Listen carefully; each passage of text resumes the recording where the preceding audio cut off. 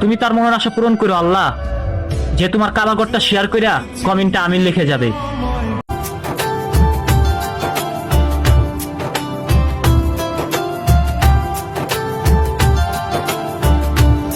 আরশের মেহমান করেছেন আল্লাহ, কত শান কত মান মোর কামলিওয়ালা।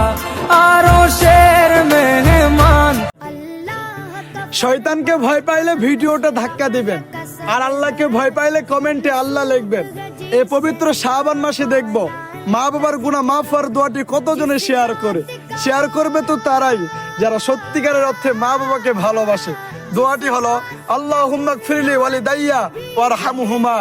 আর আমার নবীজি বলেছেন, যে ব্যক্তি দিনের দাওয়াত অন্যের কাছে পৌঁছে দিল সে তার ইয়াসিন, এই ভাই তো অনেক ভাগ্যবান। কে সে? এই যে এই ভিডিওটা দেখতেছে, আল্লাহর কসম সে অনেক ভাগ্যবান। কেননা আজকে আমি এই ভিডিওতে কালিমা পড়বো আর সে আমার সাথে পড়বে। পড়ুন, লা ইলাহা ইল্লাল্লাহু মুহাম্মাদুর রাসূলুল্লাহ সাল্লাল্লাহু আলাইহি ওয়াসাল্লাম।